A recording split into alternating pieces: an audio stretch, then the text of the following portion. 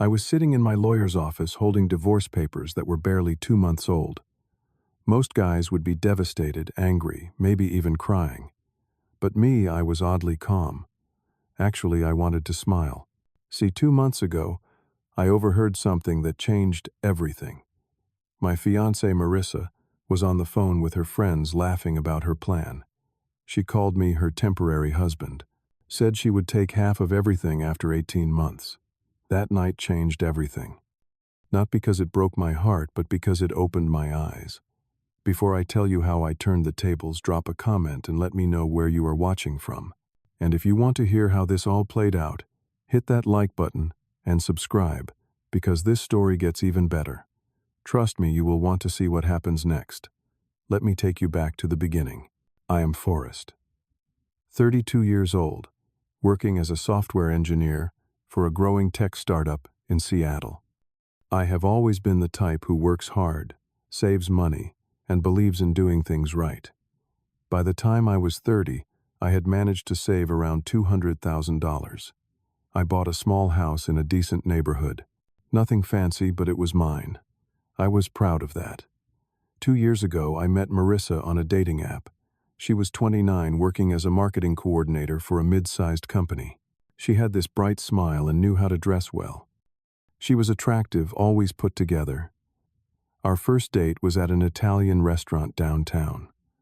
We talked for hours. She laughed at my jokes, asked about my work, seemed genuinely interested.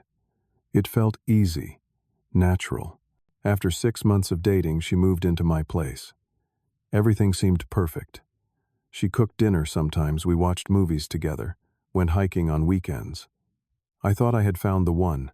After a year and a half together, I decided to propose.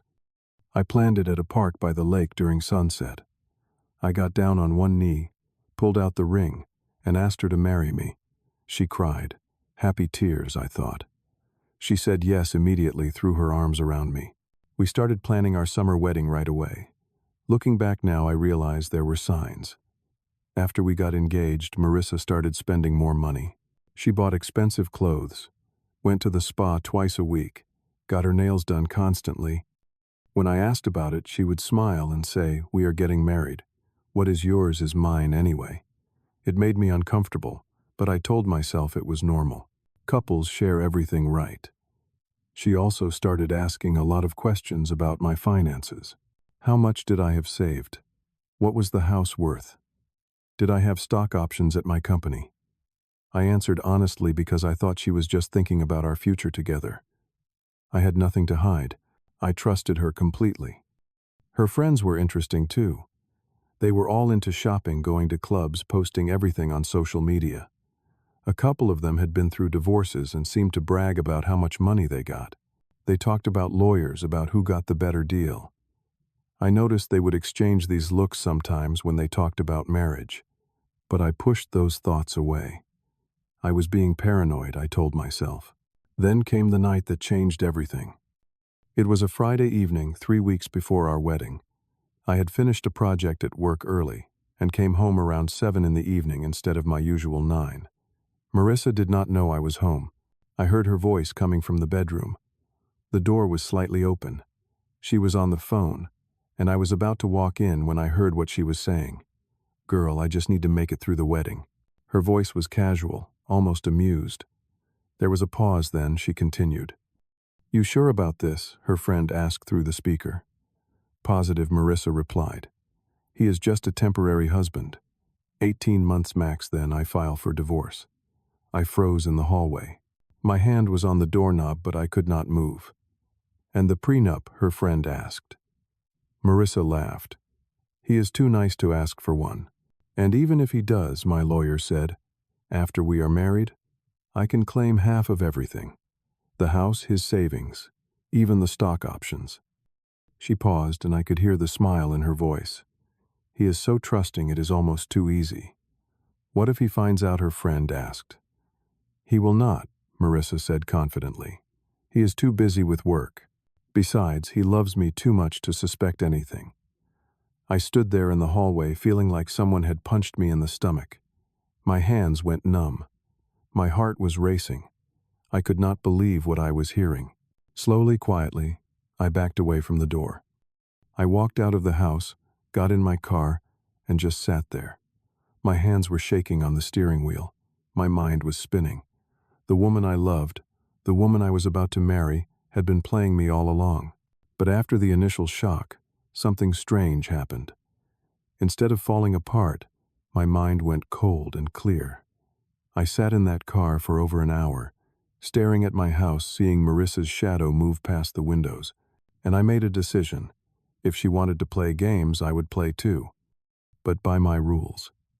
Right then, I decided I was not going to confront her. I was going to be smarter than that. When I finally went back inside an hour later, I acted completely normal. Marissa was in the living room watching television. "Where did you go?" she asked sweetly. "Just drove around, grabbed some coffee," I said, forcing a smile. She smiled back and patted the couch next to her. "Come watch this show with me." I sat down, but inside my mind was racing. That night I barely slept. I lay next to her, staring at the ceiling, planning. The next morning was Saturday. I told Marissa I was going to meet Jake, my best friend, for coffee. Instead, I drove downtown to meet with a lawyer. I had done research the night before and found someone who specialized in divorce and asset protection. His name was Bernard Kemp. His office was on the 15th floor of a building overlooking the city. Mr. Kemp was around 60 years old with gray hair and sharp eyes. He had been practicing family law for over 30 years. I sat across from his desk and told him everything. The conversation I overheard Marissa's plan, the wedding that was 3 weeks away. He listened carefully, nodding occasionally. "Unfortunately, I have seen this before," he said when I finished. "More common than you would think." He explained the law to me. Without a prenuptial agreement, Marissa could potentially claim half of all marital assets. Even though the house and savings were mine before marriage, she could argue for a portion of everything. "But here is the thing," Mr. Kemp said, leaning forward. "We can protect you if you are smart about it." He laid out a plan. We would create a prenup, but not the kind Marissa was expecting. It would look simple on the surface, but buried in the legal language would be clauses that protected me completely.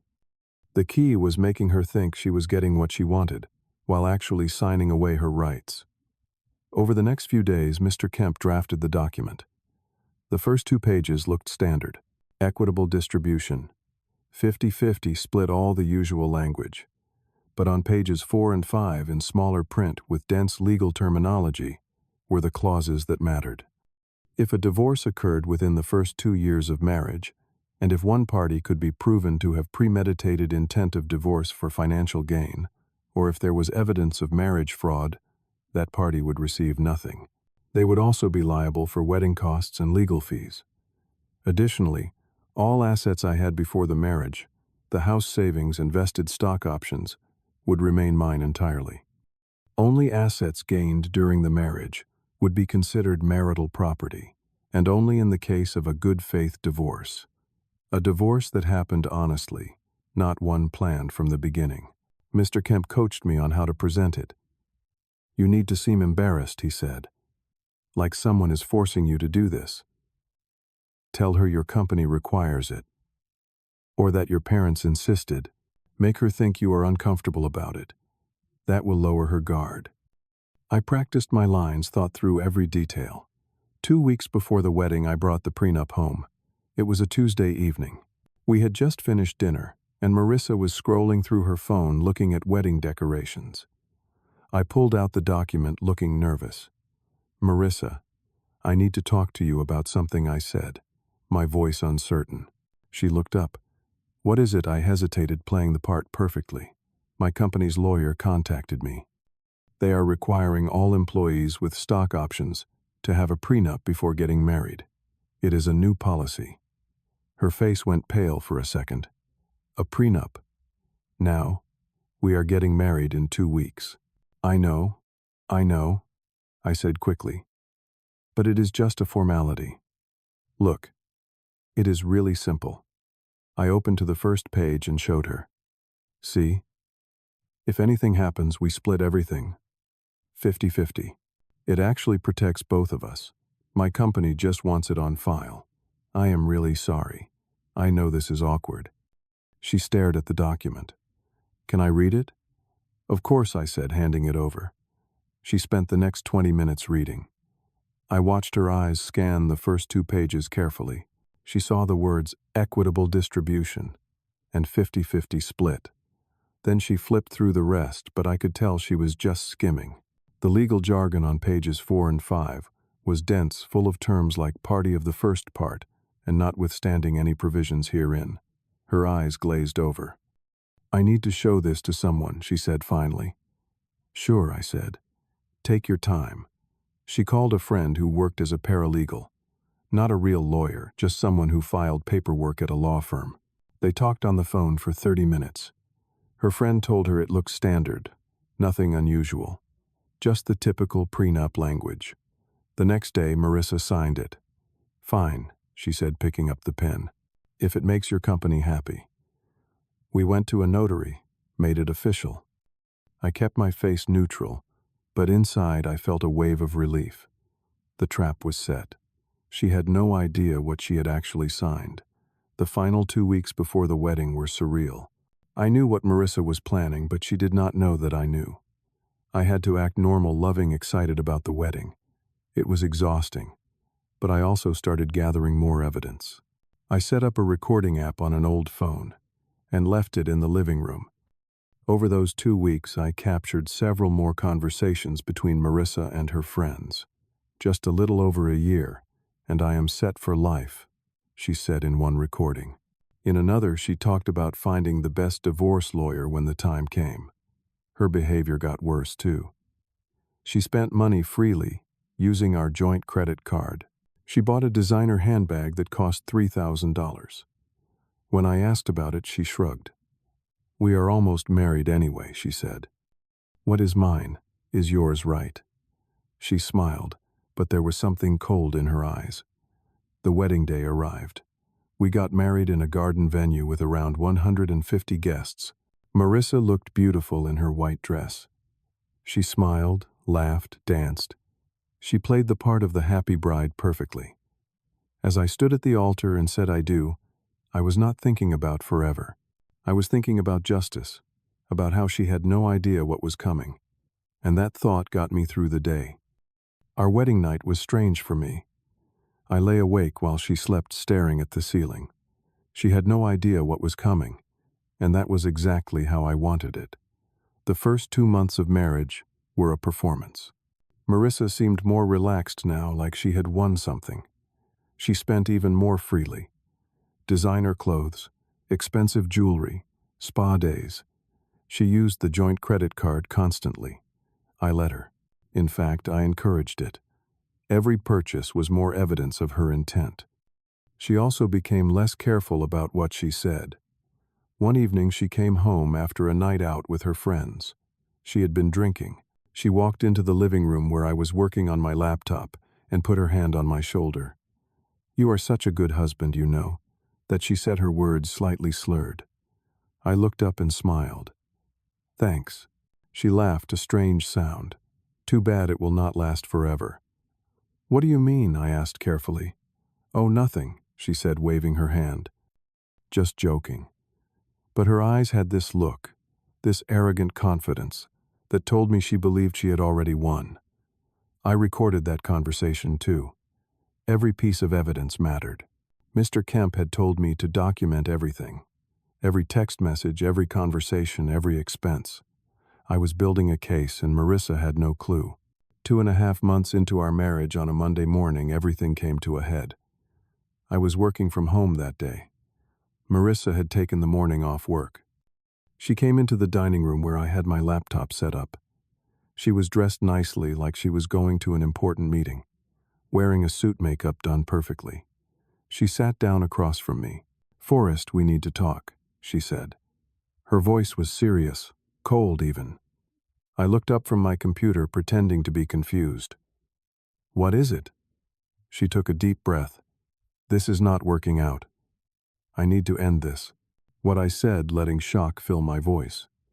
What do you mean? I think we should get a divorce, she said flatly. We are just not compatible. I made a mistake. I stared at her, my mind racing, but my face showing only surprise.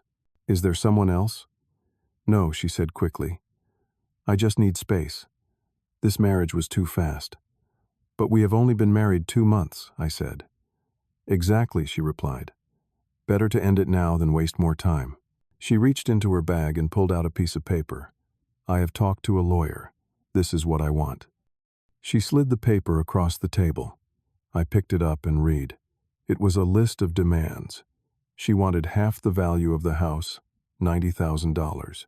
Half of my savings, $100,000. And a portion of my company stock options. It is only fair, she said, crossing her arms. That is what the law says. About community property and marital assets. I felt anger rising but kept it controlled. You want half of everything after 2 months. That is how it works, she said with a shrug. You should have read the law before getting married. Then she smiled, that confident smile I had come to hate. What about the prenup, I asked. She laughed. The prenup says we split 50-50. I had my lawyer check it. So actually this is generous. I am not asking for half of your stock options, just a portion. I sat back in my chair and looked at her. Really looked at her. This woman I had planned to spend my life with. This woman who had lied to me, used me, played me for a fool. And suddenly, I felt calm, crystal clear. Actually, Marissa, I said slowly, I think you should have read the prenup more carefully. Her smile faltered. I reached for my laptop bag and pulled out a copy of the prenup. I had been carrying it around waiting for this moment. Let me show you something, I said, opening it to page 4. I slid it across the table and pointed to Clause 7, Section B. See this part? Read it out loud. She picked up the document, her hand suddenly not so steady. In the event of divorce within 24 months of marriage, she read slowly, if one party is proven to have premeditated intent of divorce for financial gain or engaged in marriage fraud, said party forfeits all claims to marital assets. Her voice trailed off. She looked up at me, her face draining of color. What? This cannot be legal. Oh, it is legal, I said calmly. Signed and notarized by both of us. Remember, you had your friend look at it. Guess she missed that part. Marissa stared at the document like it was a snake about to bite her. This is not fair, she whispered. Fair? I asked, my voice getting harder. Let me show you what is fair. I pulled out my phone and opened the audio files. And about that premeditated intent, I hit play. Her voice filled the room. He is just a temporary husband. 18 months max, then I file for divorce. The recording continued. He is so trusting it is almost too easy. I watched the color drain completely from her face. Where did you get that, she stammered. 3 weeks before the wedding, I said. I heard you on the phone. I have known your plan all along. She opened her mouth, but no words came out. I kept going. I pulled up more recordings, text messages I had backed up from her phone when she left it unlocked. Messages to her friends talking about the money she would get. I showed her the credit card statements, proof that she had been deliberately spending my money, racking up charges. Every designer bag, every spa day, every expensive dinner, all evidence of her intent to defraud me. You thought I was too trusting, too naive, I said, leaning forward. You were right about one thing. I do work a lot, but that does not make me stupid. Every conversation you had, every plan you made, I knew about it. I let you think you were winning. I let you spend my money. I let you feel confident, because I knew this day would come, and I was ready. She started crying, but they were not tears of sadness. They were tears of anger, of frustration. You trapped me, she said. No, I said firmly. You trapped yourself. I just gave you the rope. You planned to steal half my life savings after pretending to love me. You used me. You lied to me. Everything about our relationship was fake.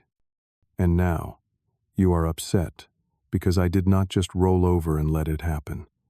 This is not fair, she repeated, but her voice was weak. Here is what is going to happen, I said, pulling out another set of papers. These were divorce papers that Mr. Kemp had prepared. You will sign these. No claims to any assets. You will move out of my house by the end of this week. And according to the prenup, you will pay back half the wedding costs. That is $15,000. Or I continued, I will take all this evidence to court. I will show the judge every recording, every text, every piece of evidence that proves you committed marriage fraud, and you will end up with nothing, and owe me even more in damages and legal fees. She sat there in silence. I could see her mind working, trying to find a way out. But there was not one. Finally, after 5 long minutes, she spoke. Fine, but I need time to get the money. You have 30 days, I said. After that, I file a lawsuit. And trust me, you do not want this going to court. Your friends, your family, your job, everyone will know what you tried to do. 3 days later, she moved out. She packed her clothes, her jewelry, everything that was hers. She did not say a word to me, just gave me looks of pure hatred as she carried boxes to her car. I did not care. I stood in the doorway and watched her go. When the door closed behind her for the last time, I felt a weight lift off my shoulders. Over the next few weeks, Marissa tried to contact me. Text messages saying she was sorry that she had made a terrible mistake. Can we talk, please? I ignored every single one. There was nothing left to say. 6 weeks after she moved out, the divorce was finalized. She signed everything. She even managed to scrape together the $15,000 borrowing from friends and family who probably had no idea why she suddenly needed money. I kept everything, my house, my savings, my stock options. Everything I had worked for was still mine. As I sat in Mr. Kemp's office holding the final divorce decree, I should have felt victorious. And I did in a way. Justice had been served. But I also felt empty. The first few weeks after the divorce were strange. I had won. Legally, financially, I had protected everything. But it did not feel like victory. It felt hollow. I kept thinking about the last 2 years. Had any of it been real? Did she ever actually love me, even in the beginning? Or was I just a mark from day one? These questions kept me up at night. My friends and family were supportive when they found out what happened. My younger sister said she never trusted Marissa anyway. Jake told me I had dodged a bullet. Everyone was angry on my behalf. But their anger did not really help. It just reminded me that I had been fooled, that I had believed in something that was never real. The house felt empty now. I would walk through rooms and remember moments with Marissa. The couch where we watched movies. The kitchen where she used to make coffee in the morning. The bedroom where she slept next to me while planning to betray me. I thought about selling the place, starting fresh somewhere new, but that felt like running away. This was my home. I had bought it with my own money before I ever met her. I was not going to let her take that from me too. A week after the divorce was final, I took time off work. I needed to clear my head. I packed a bag and drove up to the Oregon coast. No plan, no destination. Just me and the open road. I drove along Highway 101, stopping in small towns I had never heard of. I stayed in cheap motels, ate at local diners, walked along empty beaches. The ocean was cold and gray waves crashing against rocks.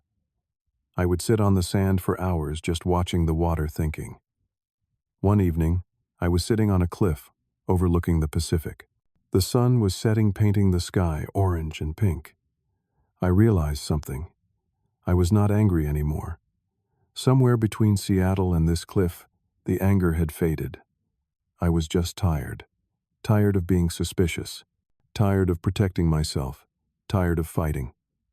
But I was also proud. Proud that I had not let myself be destroyed. Proud that I had been smart enough to protect what was mine. Proud that I had not let bitterness make me someone I was not. When I got back to Seattle, I threw myself into work. My company had a new project, something exciting that required all my focus. I worked long hours, solved complex problems, mentored junior engineers. It felt good to create something to build instead of defend. 2 months later, I got promoted to team lead. More responsibility, better pay. My boss told me I had really stepped up. He had no idea what I had been through, and I did not tell him. Work was my escape, my way of moving forward. I started reconnecting with friends I had neglected during my relationship with Marissa. Jake and I started going to the gym together 3 times a week. We played basketball on weekends. I joined a hiking group and spent Saturdays on mountain trails with people who knew nothing about my past. They just knew me as Forrest, a tech guy who liked the outdoors. It was refreshing to be around people with no history, no judgment. 3 months after the divorce, something shifted in me. I stopped thinking about Marissa every day. I stopped wondering what I could have done differently. I stopped questioning my judgment. I realized that, yes, I had been fooled, but that did not mean I was a fool. It meant I had trusted someone who did not deserve it. There is a difference. Trusting people is not naive. It is human. What happened was not my fault. It was hers. I also learned something valuable about strength. Real strength is not about revenge. It is not about being the loudest or the angriest. It is about protecting yourself without losing who you are. I could have destroyed Marissa in court. I could have made everything public humiliated her. But I did not. I took what was mine, made sure justice was served, and moved on. That was enough. One evening, about a year after the divorce, I was sitting on my porch with a beer. The sun was setting, and the neighborhood was quiet. I felt something I had not felt in a long time. Peace. Not happiness exactly, but contentment. I was okay. More than okay. I had my home, my job, my friends. I had my dignity. And I had learned a lesson that would serve me for the rest of my life. I heard through a mutual friend that Marissa had moved back in with her parents. She was struggling financially, still paying off debts. Her friends had apparently distanced themselves once word got out about what she had tried to do. Part of me wanted to feel satisfied about that. But I did not. I just felt sad. Sad that she had wasted 2 years of her life and mine on a con that did not work. I hoped she learned something from it. I hoped she would become a better person. But that was not my problem anymore. As for me, I am doing well. I got another promotion at work last month. I bought a new car, something I had wanted for years. I am saving money again, building toward new goals. I have not started dating yet. I am not ready, and that is okay. When the time is right, when I meet someone who feels genuine, maybe I will take that chance again. But I am not in a hurry. I am learning to be happy on my own first. Sometimes people ask me if I regret getting married to Marissa at all. The answer is complicated. I regret the pain. I regret the time wasted. But I do not regret the lesson. I learned what real love is not. I learned to trust my instincts. I learned that protecting yourself is not the same as being closed off. I learned that justice is not about revenge. It is about fairness. And I learned that I am stronger than I thought. If there is one thing I want people to take from my story, it is this. Trust is not about being blind. It is about being open while staying aware. Love should never make you feel like you need to protect yourself from your partner. If you have to guard your heart, your money, your life, from the person you are with, that is not love. That is survival. And you deserve better than that. I am still Forrest. Still the guy who believes in working hard and treating people right. Still the guy who trusts people, but now I am wiser. I verify. I pay attention. I listen to my gut. And I do not ignore red flags just because I want something to work out. Those changes do not make me cynical. They make me smarter. And honestly, that is enough.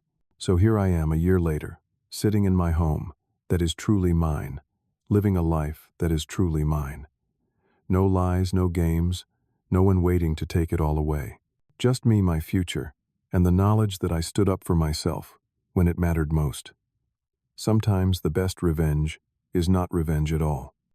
It is just living well, staying true to yourself, and knowing you did not let someone's betrayal change who you are at your core. I am still hopeful, still kind, still me, and that is my real victory. If you have been hurt like this, remember something important. Your value is not determined by someone else's inability to see it. Protect yourself, yes. Be smart, absolutely. But do not let their lies become your truth. You are stronger than you think. You are worth more than someone's scheme. And you deserve someone who sees that and honors it. Do not settle for less. What would you have done in my situation? Would you have gone through with the wedding or confronted her right away? Drop your thoughts in the comments below. And if this story resonated with you, hit that like button and subscribe for more real-life stories about overcoming betrayal and finding strength. Share this with someone who might need to hear it today. Thank you for listening to my story. I hope it helps someone out there who is going through something similar. Stay strong, stay smart, and remember that you deserve real love, not games. Take care.